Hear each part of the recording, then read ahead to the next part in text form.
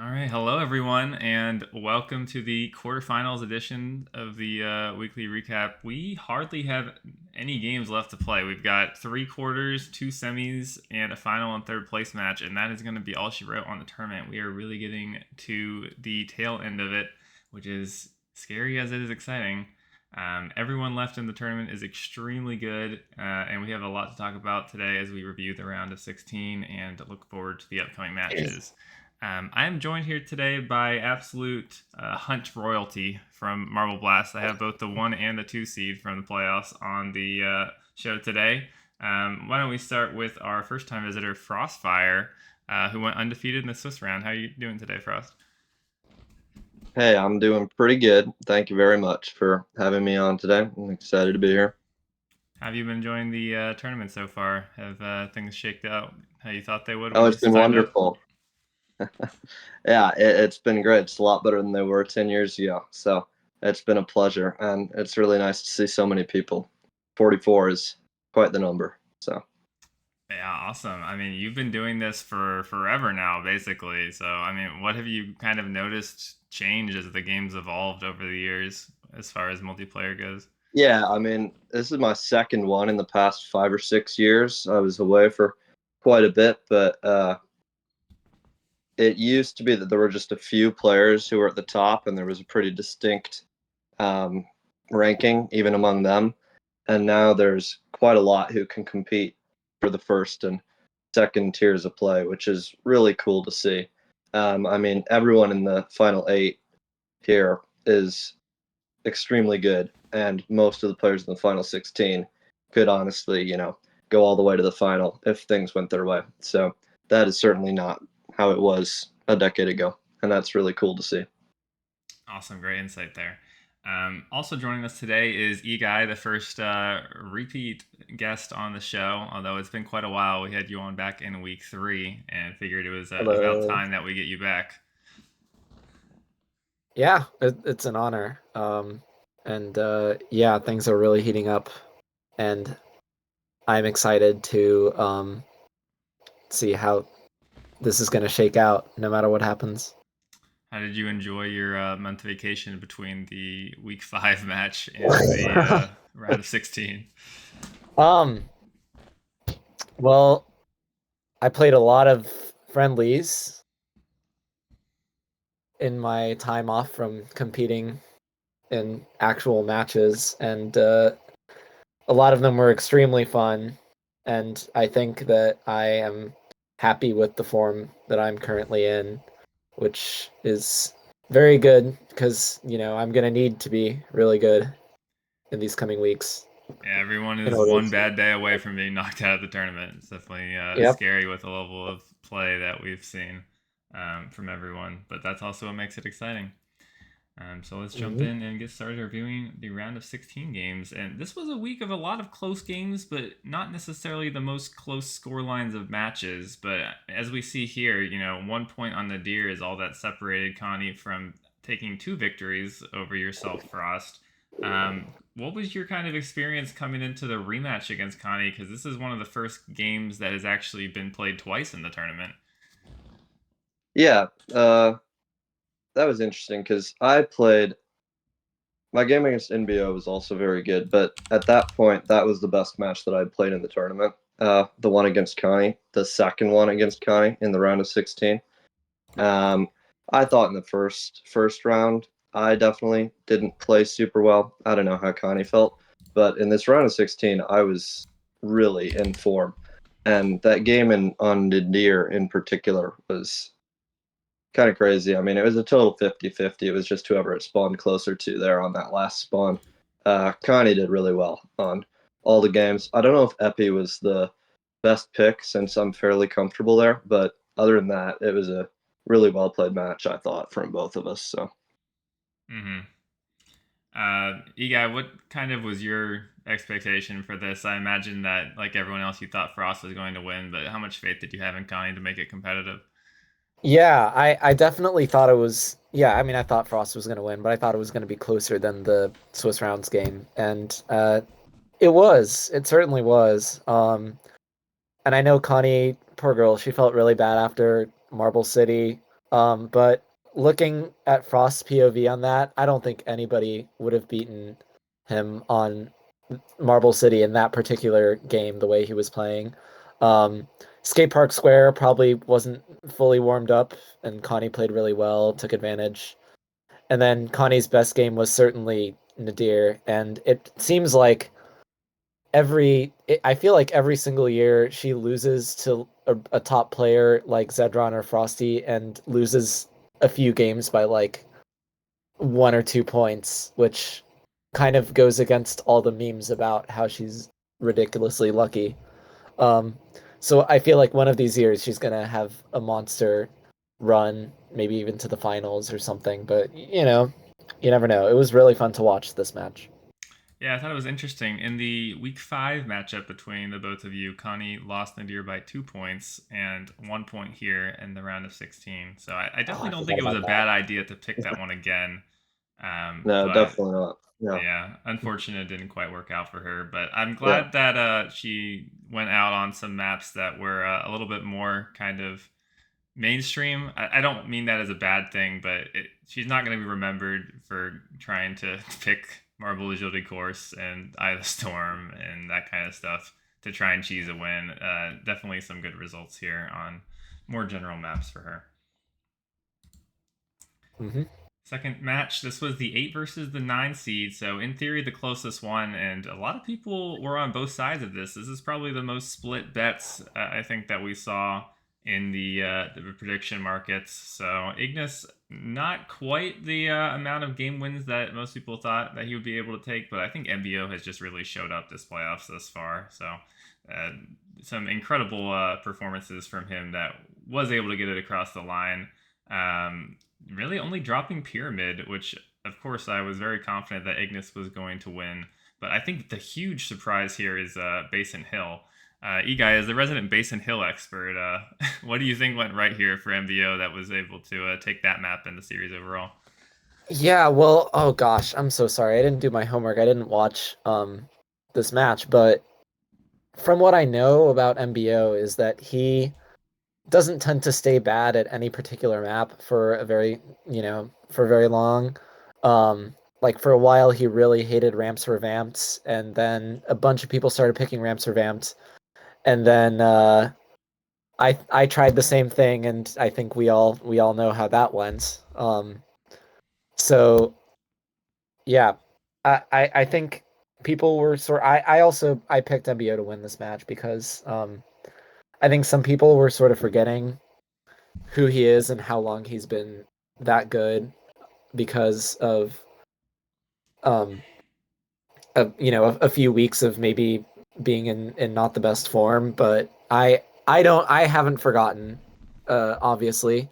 So this looks Mm-hmm. like it was a very strong performance. Yeah, absolutely. Were you able to catch this game, Frost? Yeah, no, unfortunately, I also did not watch this game. I know that Ignis has a very select map pool and is really strong on several maps that maybe aren't played quite as often, Mm-hmm. such as Pyramid, Parkour Peaks, and Sacred. Uh, I mean, he beat me on Parkour Peaks and Sacred. So I'm a little surprised at the 4-1 scoreline, but that could be me underestimating MBO more than anything. Yeah, I think Parkour Peaks definitely should have come out at some point, but I have to imagine that the loss on Basin Hill maybe would have discouraged that, with both maps being very similar in terms of kind of the skill profile needed for them. Sacred, I also think Ignis would have had a very good chance on, so I was a little surprised to see Eye of the Storm be the final one, but I guess at that point it was a little bit of a Hail Mary having to win 3 games in a row to be able to take the series. I think a lot of people were kind of pretty high on Ignis given the fact that he took Frost to randomizer, took Zedron to randomizer. He's had some great results in this tournament, and up until this game, MBO hadn't really gotten it across the finish line with anyone super impressive.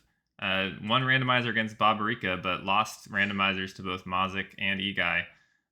So this was kind of the first huge result that came up for him, I would say, this tournament. But I mean, as we'll see later, he definitely managed to build on this momentum and have a good showing. So very well done to him. I'm very grateful for Ignis for deciding to participate in this tournament. Definitely made it a lot more interesting and had some great games. Mm-hmm. Moving on to probably the most one-sided round of 16 game. This was a 4-0 in the Unction, as everyone was calling The it. action. And we had Terry bring out Terry Tundra to kick us off. And yeah, anything to talk about here? I don't think either of you were there for the game. I actually watched Terry's POV, and while obviously I don't think he was going to get a game, I do think he played a little bit under his capability. I think it's because you're so good at getting sort of these early tempo advantages, and if you haven't really dealt with, if someone hasn't really dealt with your style of play before, it can be very disarming and very uncomfortable in terms of trying to get back in the game and having to just stay calm.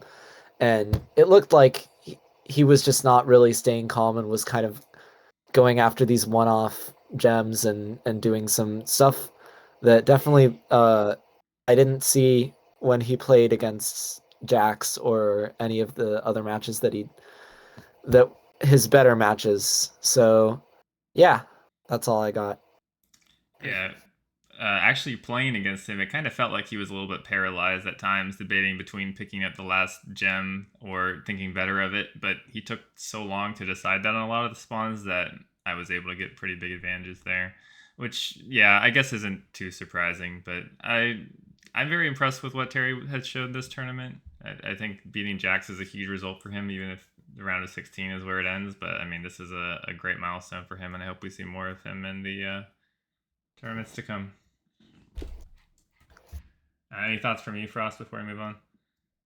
Yeah, not much. The only thing I noticed is that all four of those maps definitely favor the stronger player quite a bit, as opposed to something like an EOTS or a Marble Agility course. So that's kind of interesting. Yeah, I definitely could have picked the more maps that Terry was not familiar with, but after Terrace Tundra, I kind of felt confident. So wanted to give him a good time.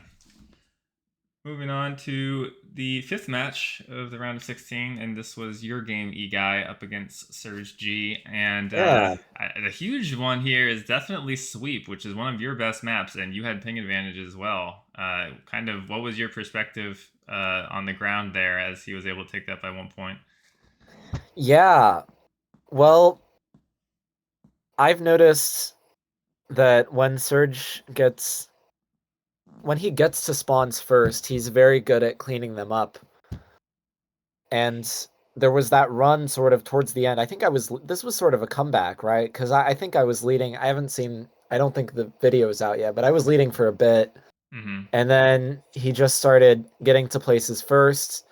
And then there was that one blue spawn in the pit. I kind of remember. Everything else is a little hazy. And then I remember the ending where there was a red on the ramp.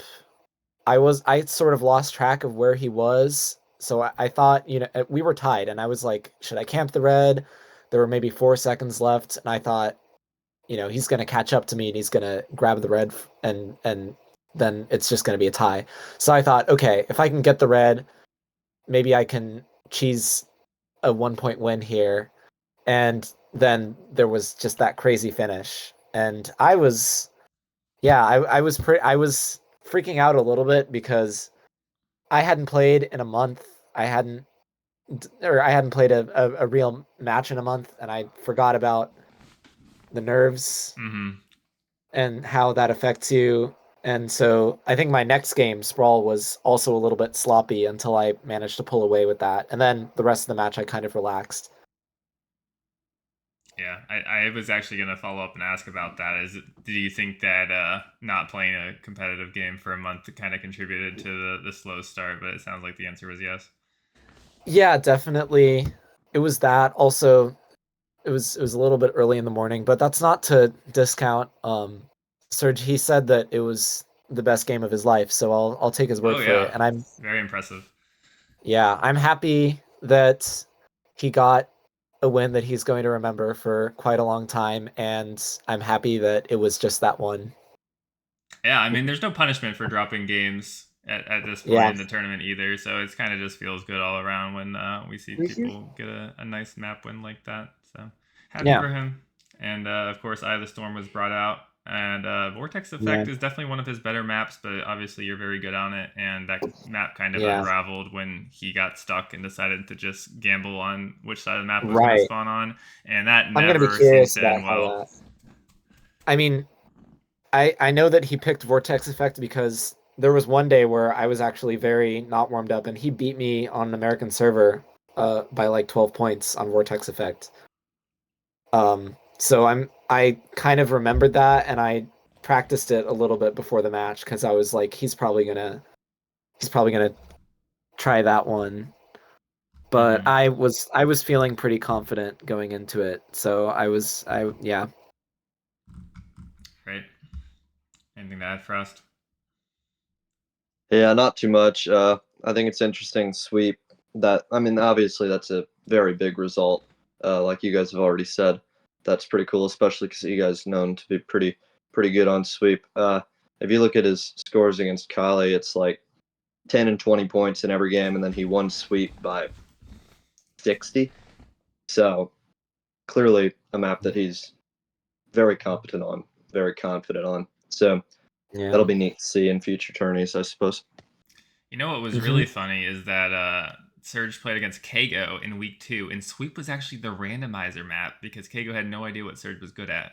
And Kago won that game by 2 points at the end of the game in a similar fashion to how he beat Eguy here, which I think is incredible. How he can go from that kind of sweep performance to this over the course of a tournament. Just something funny to note. Right. Okay, next we have Babarika versus Endy, and this one actually happened forever ago in the middle of the night, so unfortunately didn't really get the attention that it deserved, but definitely a landmark result for Babarika here. And we can also, argue how kind of in form and ready for this match that Endy was, but regardless, really insane stuff from Babarika to be moving on to the quarterfinals. Frost, what are your thoughts on this game? Yeah, well, it's interesting the momentum switch here because coming out and winning the first game by 47 is a little bit of a statement, especially on a map that isn't particularly high scoring like Jim's Ahoy. Um, but then Babrika, I don't know, it could be that he was taking it more seriously. I mean, I don't want to take anything away from the win on the time of day for Indy because obviously he was playing at 1 or 2 a.m. But it is quite a mental game. And you also start to lose energy after 5 or 6 games for sure. At least that's my experience in a series of 7 or more. Mm-hmm. And I think that Babrika, you can tell that he's very serious in his mentality and he wants to win. And I think that might have come through for him in the clutch here, especially on Skate Battle Royale, just looking at the scores. Although the prophetic, that result surprises me because that's a map that I would expect Indy to be very strong on. So It's also a Mm. map that Bob Rika has picked in the past of Swiss stage, but I think that's definitely where you can argue that fatigue may have set in because that is a map where you cannot afford to be caught sleeping or you're going to lose about 30 points in 10 seconds. definitely not. Yep. Your thoughts, Eguy? Yeah. Sorry, I literally just uploaded the video of this last night, but from what I was watching, just the gradual decline in sharpness and accuracy from Endy's side, definitely you have to mention it. Although that's not to take away from Babarika because he played a very good all-around game, and yeah, SBR had an interesting moment at the very end where they were both in the bowls and Endy was, behind by like 4 points, and I was sort of screaming at him to go get the super jump in case a spawn happened on the top floor. And a spawn did happen on the top floor, not the blue, but one that probably could have helped him tie the game or even maybe grab a 1 point win. But I'm not sure. When you're behind, it's always a risk leaving that Yep. Maybe he thought when I did watch it, he did have an opportunity to get the super jump, but perhaps he thought that by doing so, he was going to give Babarika a chance to sit and wait out the clock. Yep. Always a risk there. So yeah, this is gonna be Babarika moving on. A small note about the prediction: I forgot to update it in the bottom right, but I thought it was gonna be 2-4 the other way, with Endy taking it. So I'm not sure if anyone bet big on Babarika, but I'm sure A Game is gonna be taking some nice cash for this one. Moving on to today's match, Mazik up against Nakas, the biggest seeding upset in tournament history. Wow. 19 versus 3, which of course is not very fair for how the Swiss stage went for both of these two players. But Mazik was able to take it 4-1. Let's start with you, Eguy. Yeah, let's see. I watched this game while I was walking around earlier today, running a few errands, and the Citadel just looked like quite a amazing. Both, everything went wrong for Mazik, everything went right for Nock in terms of skill shots and the like. I'm not sure how they did on the teleporters. I couldn't quite tell. It was about even. I mean, the biggest thing for me on that map was that there were several blues that Mazik was about half a second to 1 second late towards, and that ended up being a huge point differential going in favor of Nakas. I remember that one now. And then I caught bits and pieces of the rest of the match. Treasure Box started out promising for Chris and then got pretty lopsided pretty fast. It looked like just running out of steam. And especially after those two really close losses. Yeah. Frost, you were betting for Nakas to actually take this in 7.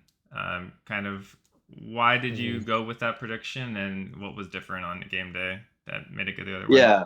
Yeah. Well, I thought that on Citadel, Nakas was really creative. There was a fair amount of camera time on him, and it was really pretty to see. I mean, he was bumping off pillars and like floating down the slopes and everything. It was just very nice play. He had one little super speed towards the end of the game on like the orange thrones up there to get the blue, and then wall hit back for the last yellow. Yeah, very That was tricky just area. one of several examples of really, really pretty play. And then it seemed like he kind of lost confidence on core and tried to get it back on Nadir, but losing a close game when you're trying to get your form is always a pretty pretty difficult to withstand. So I'd say that my bet was that Nock was going to be able to hold that form, and maybe that Mazik wouldn't show up quite as much as he did, especially after the sweep to Babrika.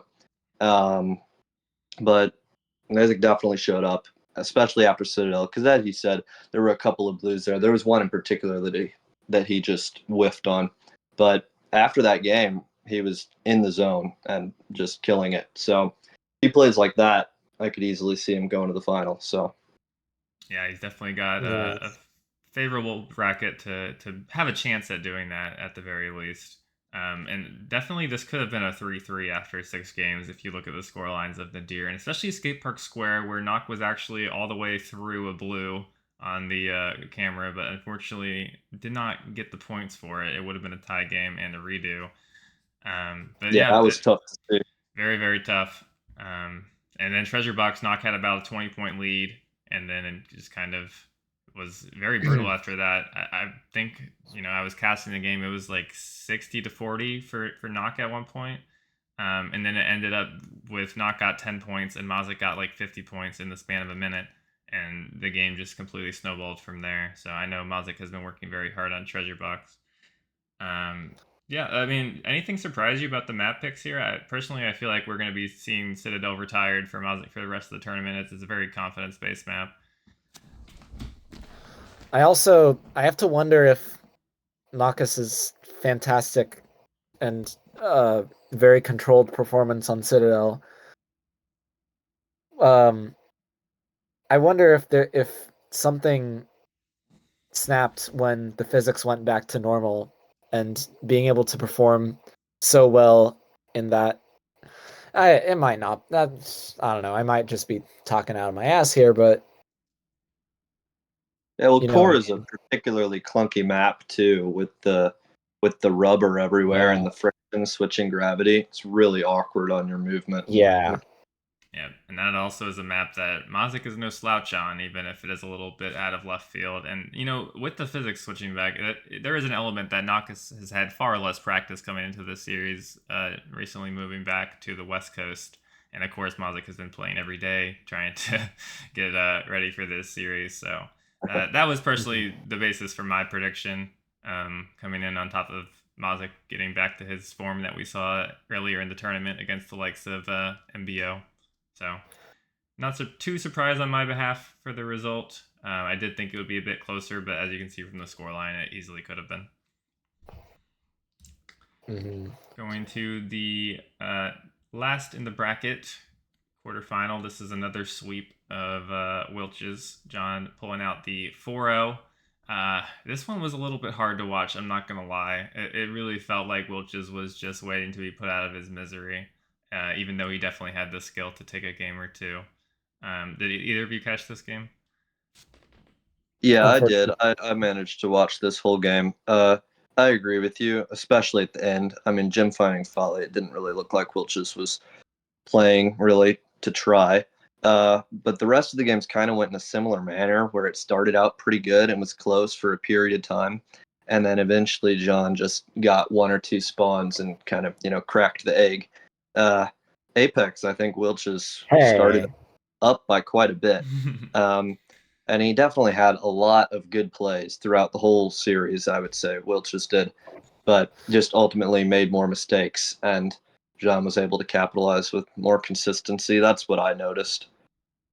Yeah, definitely. Mm-hmm. Ramps Revamped is a map that I really was hopeful for Wilches coming into it, because I feel like he's quite good at that map. Has even taken some games off me on the pick and practice at points. So given the ping advantage as well for that pick, I was very hopeful, and it was looking very good. But unfortunately, the bottom blue at the big ramp constantly, I think 4 times spawned, and John got all of them. Yeah. And I mean, you can see that's more than the total difference in the game. And 4 blues, that's 20 points, 40-point swing if he got all those instead. So could have been an absolute landslide if he was able to make that happen. What do you think about Wilch's overall performance this tournament, Eguy, now that this is going to be his last showing for the year? Yeah, I mean, I think he really. I know he's not going to be, but he really should be proud of himself, um, because I've seen some really fantastic plays, good agility, and also, like you said, good use of the Mega Marbles. Mm-hmm. Yeah, I agree with that. I was really impressed playing Wilches and friendlies. Not at all what it was like to play him 2 years ago. Totally different. Oh yeah, even earlier this year, I think he was like near the bottom seed of the winter warm-up tournament. He's had quite a glow up in the past few months, and I think he has a lot to be proud of. Unfortunately, for the time being, he is a player defined by his poor mentality and his mistakes. So that's not what he deserves to be defined as, and I hope that he can remember this tournament for the high moments, like his sweep of Jacob and the Swiss stage, which is not easy to do.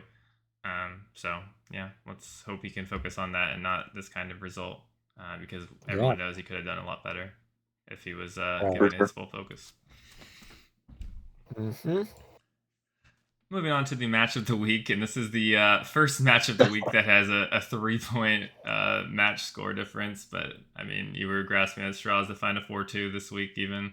But A Game definitely showed up huge in this matchup against Zedron, who was a heavy, heavy favorite coming into it. I mean, everyone knew A Game was doing very well in the tournament, has improved a lot. We saw that in his week 6 victory, 3-2 over Connie. But I don't think anyone penciled him as taking architecture against Zedron. Frost, let's start with you. Yeah, I mean, that obviously is a huge upset. That's one of the hardest maps in the game. And Zedron was definitely fumbling around a bit. I mean, I watched it, and he was stuck on the bottom 3 or 4 times.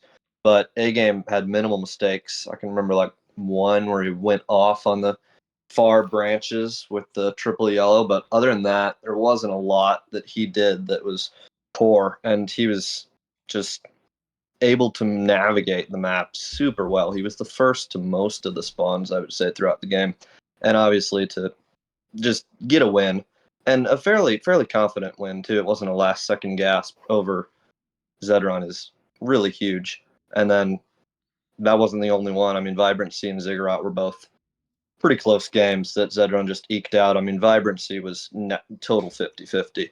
So that's 3 games out of 5 that were, could have easily gone A Game's way, and one of them did. So highly entertaining match as well. I mean, Prophetic was the only game that wasn't close at all, and that was very fun to see some of Zedron's exciting movement and tricks off of everything. Yeah, wild to think that it could have been a 3-2 in A Game's favor had Ziggurat and Vibrancy Grounds gone a little bit differently. Although I would say Zedron was definitely in control of Ziggurat the entire way through. It just ended up Yeah, being I a would very agree. close storyline. What about you, Eguy? Was this kind of the level of performance you expected from A Game and Zedron, respectively? Yeah, well, I was surprised because I thought A Game played a lot better than he did in his previous match. And like yeah, that was kind of what I witnessed. No major mistakes or fumbling around. Ziggurat, I thought it was Against interesting. Lasharkus, you mean? Yes, yeah, that Yeah. match. um, yeah, Ziggurat was interesting. I don't think there were any blues, and both players were unprepared for the blue at different times, but it's good to see that it didn't really end up costing one or the other. And Vibrancy, there was, of course, that blue at the very end, which I thought it was interesting. I wondered if maybe A Game could have camped the last red, or Zedron probably would have gotten it anyway, maybe with some momentum towards where the blue ended up being. Who knows? But that was just a heck of a match. Yep, definitely. And I mean, regardless of the final match result, I think A Game could be very proud of the performance that he's shown this tournament. Mm-hmm. I mean, look at the growth. Last time he took a game off Zedron on Marble Agility course 2 years ago, and now he took a game on Architecture. Yeah, I believe Yeah. he's made it to round of 16 like 3 times now, right? So still going to be Mhm. knocking on trying to make it into quarterfinals. This is just unfortunately not the top 8 opponent to do it against. Just a very Right. very Yeah. hard way to go. Mm-hmm. All right. We'll get into that. I want to go briefly over the updated ELO site, where the 8 quarterfinalists are unsurprisingly the top 8 when it comes to ELO, and there's not really any movement in the top because everyone that played a lower seed. So Frost played kind of the lowest seed. You played 16, Connie. Zedron played 13. I played 21. So there wasn't really a whole lot to be gained here. However, you see big movement for MBO and Mazik, who were both up 5 positions after taking down Ignis and Nakas, who were very high, respectively. Nakas going to go down to 9th, which is the highest position of anyone outside the top 8 quarterfinalists. Anything of note here for either of you, or just kind of expected given the later stage of the tournament? Yeah, it looks pretty reasonable. It's nice to see Mazik get into form with that win over Knock, and it'll be interesting to see if he can do it again against John. Because I feel like coming into the tournament, he was predicted to be one of the top few players, a likely semifinalist at least, and then kind of fell off in Swiss. So it's nice to see him get a result finally. Yeah, coming up big. I mean, he hasn't had that since his week 3 victory over MBO, and this is a lot closer to where I would put Mazik's skill level relative to the field. I would probably even put him 5th, just based on practice. But he's still got a little bit more to prove. And a matchup against John is definitely a quarterfinal that he would be happy with, given some of the other matchups that are going on this week. So I think he's got a good shot to prove himself further. Let's that back in. And before we get into our predictions, I did want to go over the other game that happened today, which was our first quarterfinal featuring yourself, Frost, up against MBO. And this was a randomizer match going all the way to Skatepark Square. There is an absolute ton to unpack here, but I guess kind of what was your prep like having one day turnaround between the Connie match yesterday? Yeah. I mean, I generally knew what maps I was going to pick. I was hoping that I would only have to pick 2 of them.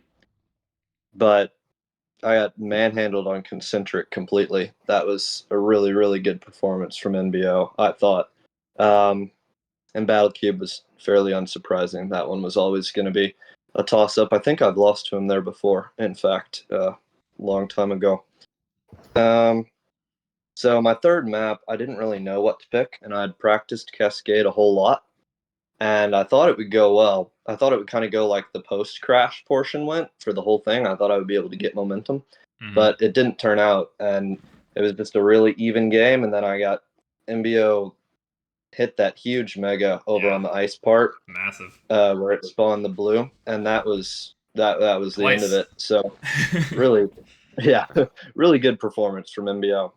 I thought, and my games on all angles through megas, I would say I was at the absolute peak form. I was playing really well, so it was a very enjoyable match for mine. And I thought that MBO had a couple of really well deserved wins. And Megas especially was completely disgusting to watch. On the cast, I was a little surprised that you actually went with Cascade, but it does sound like you didn't really have another pick. But it kind of felt like you could have picked like something like Prophetic and just put the nail in the coffin. But that is obviously like a pick that you would want to save for a potential finals run. Was that something that really kind of occurred to you in the decision-making process? Yeah, for sure. I actually did. I thought about picking Arky, but I wanted to have Arky and Prophetic for both the semi and the final, and then have a few others to pick for a third or fourth map on those games respectively. So yeah, that makes complete sense. But you almost got punished for it. that's true. Yeah. Yeah, it doesn't do much good if you get knocked out in the quarterfinals. But Skatepark Square definitely was a little bit of a nail biter for a moment. I think this is actually the wrong score line for that. Yeah, it was about a 10-point. Yeah, it was game. It was 130 to 118. So I forgot to update the bottom one. But yeah, it was very, very close, and it kind of felt like either you were getting tired or the nerves were starting to get to you a little bit. What was kind of your I don't know, experience going to the randomizer draft and then the match itself? Yeah, I'd say I was getting tired. I feel like maybe 2/3 of the maps are maps that I would feel confident that I could win on against most players. And 3 out of the 5 that came up were pretty good for me. Yep. This one, Horizon, I don't remember what the other one Marble is. City, which you banned first. Oh, yeah. That was definitely going to be the first ban. It was always kind of going to be between Horizon and Skatepark Square, probably. And MBO chose to go Skatepark Square instead of Hori. Well, he left up points of the radar for you to ban, which I think was a very smart decision on his behalf. Definitely. I was always going to ban that one though after my fun experience against you. So very fun. But yeah, I'd say more tiredness than nerves at that point. Honestly, it was towards the end of the game, and it was interesting. MBO said something after the match about like kind of pausing on megas and conserving energy after the first couple minutes, and that may have been wise because I used a lot of focus on treasure box and megas. I mean, I was locked in for the entire 5 minutes on both of those. It looked like and it, yeah. That might have come back to bite me a little bit actually towards the end of the game. And if say that first blue spawn that was next to me on Skatepark Square had been next to MBO, I don't know, could have lost that game. So yeah, that's definitely a tactic that I've used both in the Archie match against you and Acropolis against Connie all the way back at the start of the tournament. But I mean, in long series like this, especially now that we're in playoffs and the games are best of 7, you really have to be at the top of your game the whole way through. So I think you're going to be happy to still be in the tournament after this one and kind of use that learnings going forward with some potentially even tougher matches. Eguy, let's get you in here. Kind of, is this what you expected from MBO? I feel like you really showed up today. Yeah, I was expecting this to go 7, and I picked. Yeah, this is the result I picked. I woke up in time to tune in for the last 3 games. I was in the middle of concentric, um, and it was yeah, it was quite the showing. Especially, I was really impressed with how MBO played on Cascade Falls. Those couple megas were amazing, and I think he definitely knows his way around that map. He does. He picked it against Wilches and absolutely just Yeah, slaughtered him and in the Swiss. yeah, so I think with Frostfire being sort of I consider myself someone with sort of a similar skill set and similar style. I knew that he was gonna have his hands full, but I did expect him to prevail, and he did. So Yeah.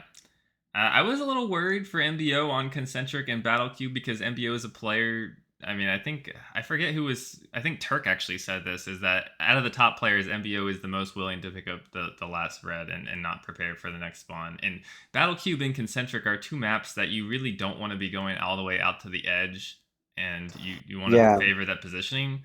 But yeah, he MBO didn't get was punished. he didn't get punished. I mean, maybe like once he got punished. I think in the whole of the two maps. Very fortunate for him, but also he was just quick enough that his bet is that if you don't get punished like 2 or 3 times, then eventually you will make it up by getting those little incremental points every single time, and that's just how he likes to play those maps. Yeah. Yep. What was your experience, Frost, on all angles, getting such a huge lead early with the multiple blues and then having it all kind of evaporate as MBO got a bunch of blues in a row? And all that to kick off the series, too. Yeah. I mean, it's interesting because in a way the series kind of I feel like came down to all angles. I mean, obviously it was the first one, so not chronologically, but that felt like the game that was the most up in the air to me and who would actually end up winning it. Um, I don't know. Was I was pleased with how I played on that game because All Angles is a map that I've lost before in tournament play. I lost it to RC in that one final long ago, and it's never been a strong one for me in friendlies. The early blue, the very first blue on the top central pillar, I had a really nice play to get that, and I saw the MVO hit the pillar. He came up a little bit short, It was and very that close, yeah. You definitely got gave me that a lot blue? of confidence. So, That actually uh, exists? That it yeah, does. for real. I It's played kind of a like, friendly a couple days ago. That blue appeared 3 times in a game, and now I'm Oh going to my buy god. lottery tickets. Nice. Yeah, yeah, I thought MBO played very well on all angles, and I just happened to also have a really good game on it. And he played well throughout the entire series. It was a great match.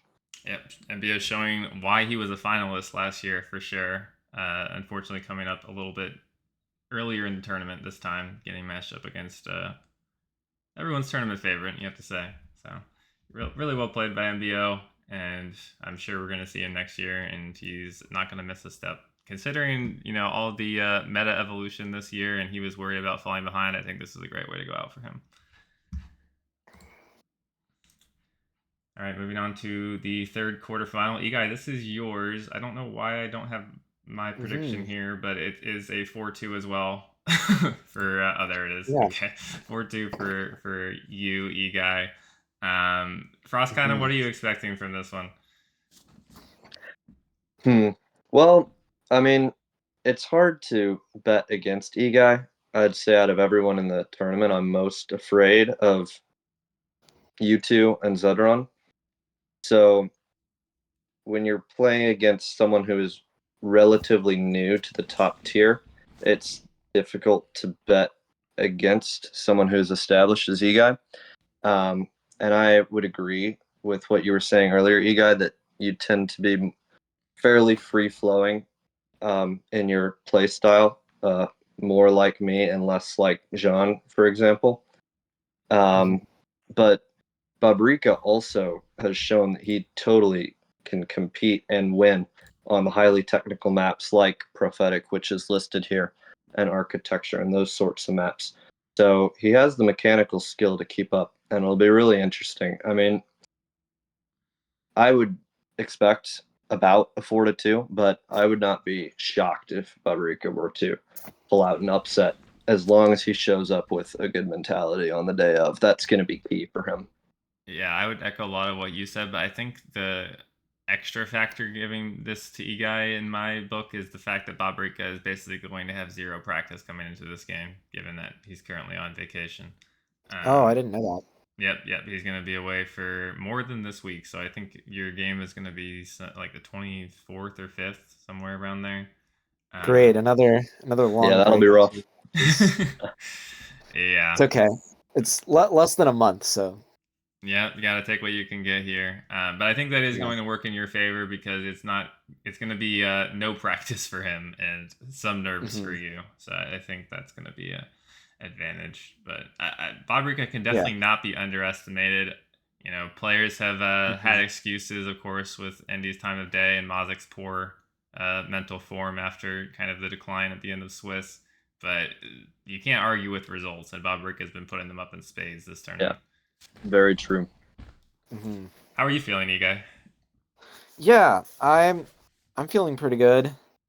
I know what I need to do, and I think my only slight thing is that I am not entirely aware of Babarika's weaknesses. I guess we haven't played that much in friendlies, and he seems to be up and coming as a very well-rounded player.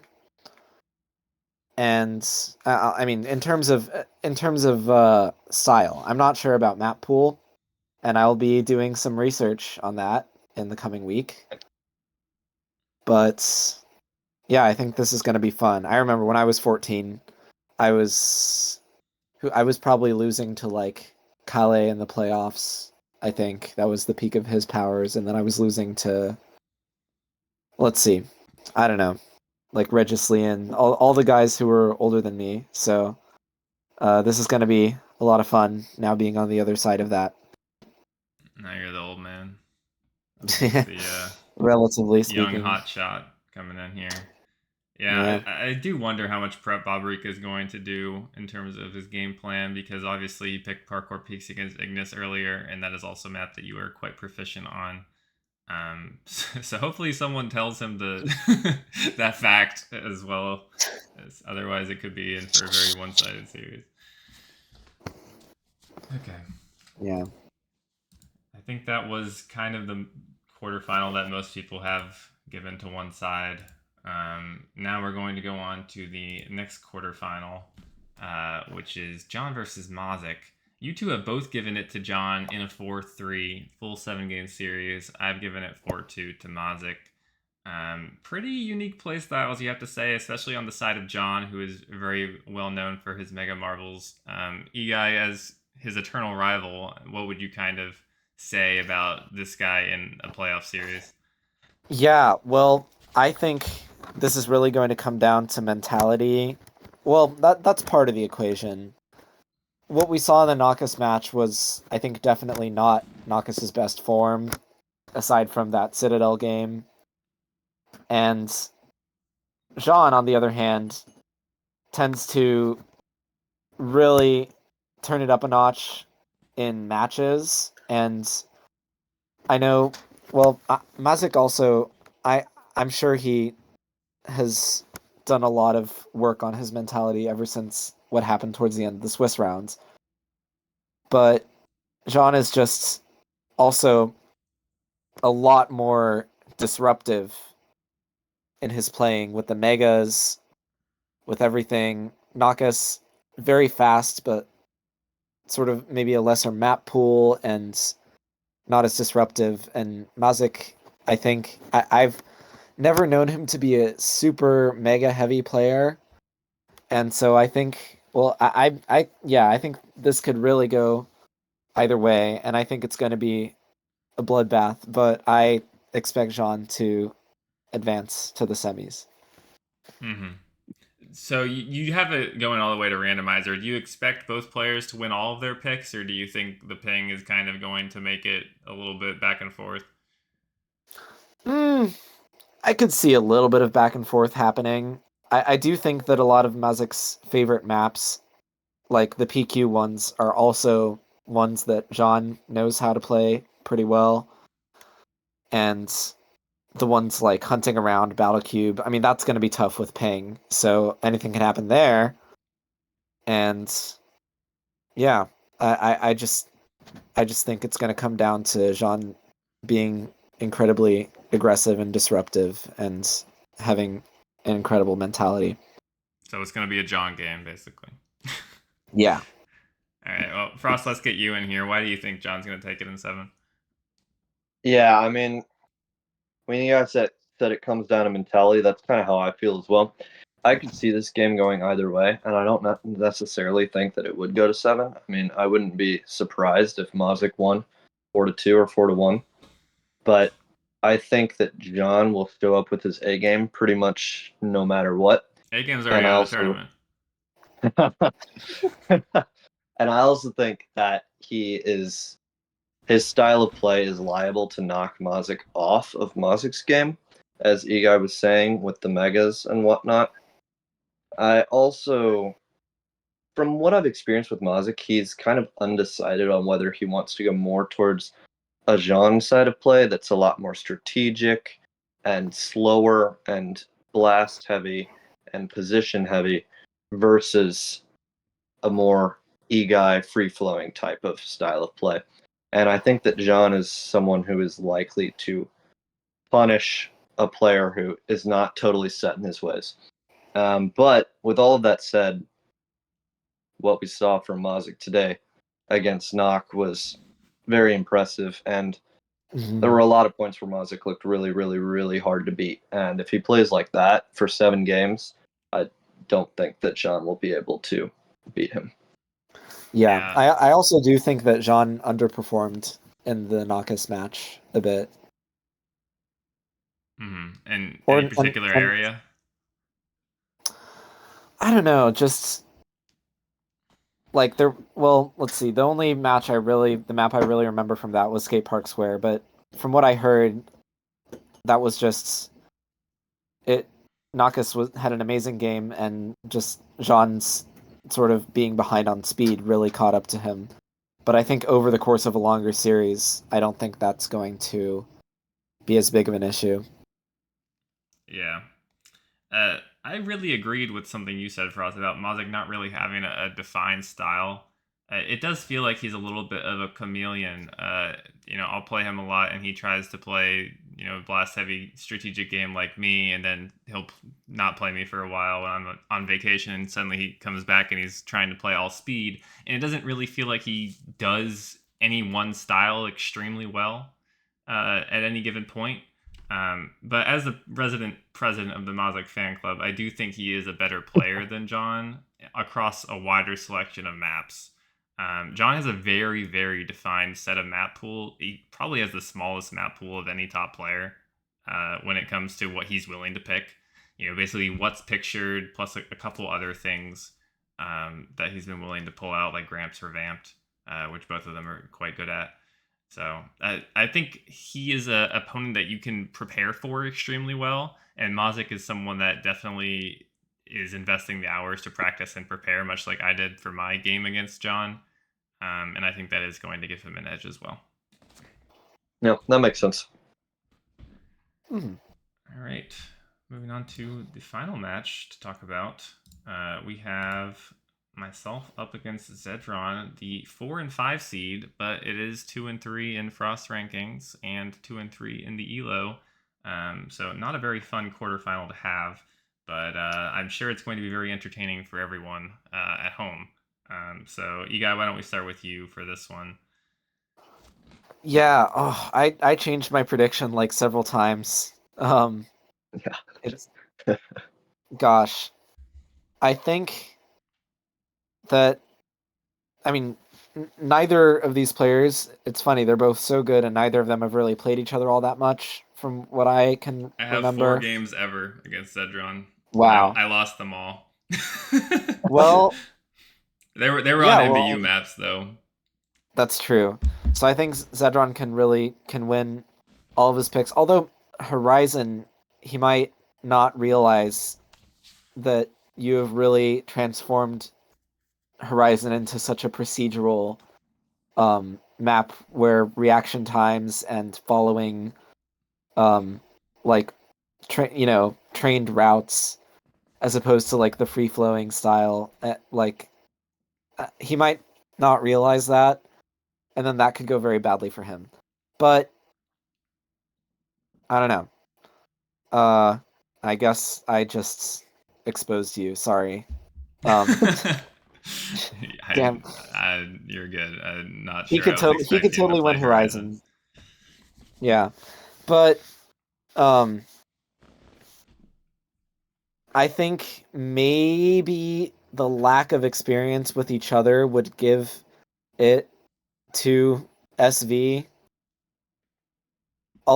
Because I think being unfamiliar with your style is a little bit more crazy than being unfamiliar with Zedron's style.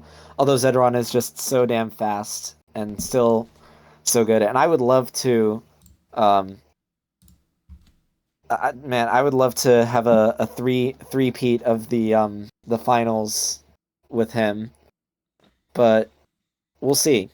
I really have no idea. I'm coin flip You'd giving have it to to win it you. this time if it were to happen again.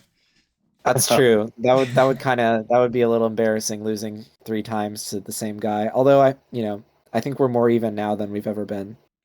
So. Frost, you went for a 4-3 the other way. Why don't you talk about that? Yeah, honestly, I also am kind of on the coin flip train. I would really like to have a match against Zedron. Last time that I played him was quite a while ago, and it's the only time I've ever played him in tourney play. What year was that? And either 2 or 3 years ago, I think. Whenever the other tourney that I did in the past, I don't know, 5 or 6 years. But I had never played him when he was good until then, and obviously now he is absolutely amazing, and it would be a blast to play against him again. Of course, it would also be a blast to play against you again. Less of a blast when you get taken to points of the radar. Well, that's true. That one's not even worth practicing. It was a lot of blasts. Foregone conclusion. Yeah, but this will be really.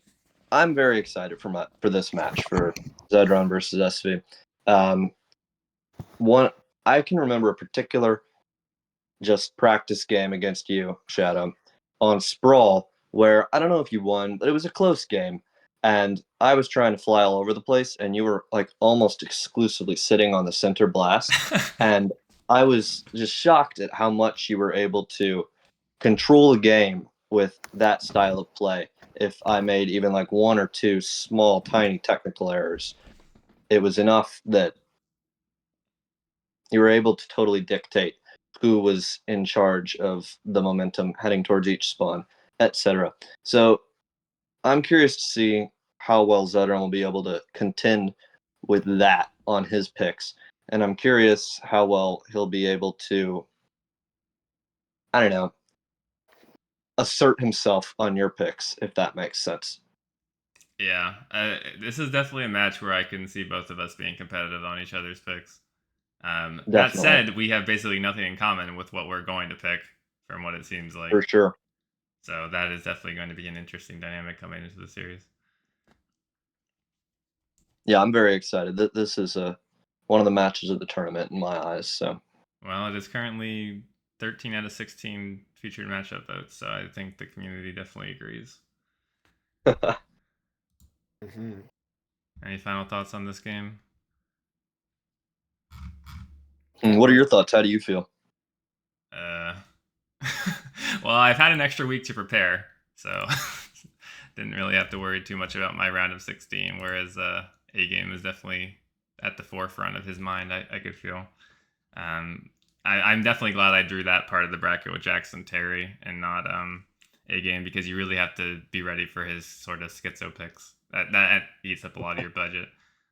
So I've had some extra time to think about what I'm going to do for this series. I won't have as much time to play this week, but I'm hopeful, cautiously. I mean, I've played 4 games against Edron ever, like I said, so I'm not really sure what to expect, but I imagine that's an advantage for me because I've played Frost, and it seems like y'all play pretty similar, whereas there's not really anyone that plays exactly like me or very close to it.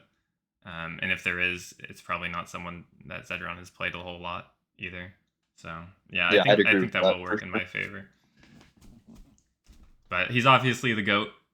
So, I mean, at least if I lose in quarterfinals, it's to a 3-time champion, and no one can really say that that's a bad outcome. It's true. All right. Well, that's going to do it for all of the matches. I mean, we're not really a whole lot to go over at this point. There's only 3 games left to play for the week. But yeah, very exciting stuff. And I mean, thanks so much for both of you coming on the show. Yeah, like I was saying, royalty. We've got a former champion and legend and Mr. Finalist himself out here. So thanks for y'all coming on the show, and any final words that you would like to say to the viewers? Okay. Yeah, thanks a lot for having us. It's really great to see content like this for the tournament, and a big part of how it is growing to 44 players instead of like 12. So You sound like we're a hope sound that like a proud this dad. continues. Yeah, pretty much. This thing I started so many years ago. Now it's got all these recap videos and all that stuff. Fancy graphics on a PowerPoint. Beautiful. Yeah. Yes. What Well, about yeah. you, Thanks Eguy? for having us.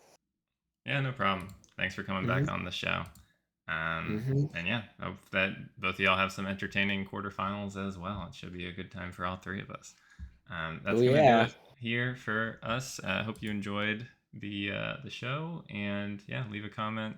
You know the drill at this point, Hmm. and enjoy the games this week, guys. Take care. All right. See you. Yep.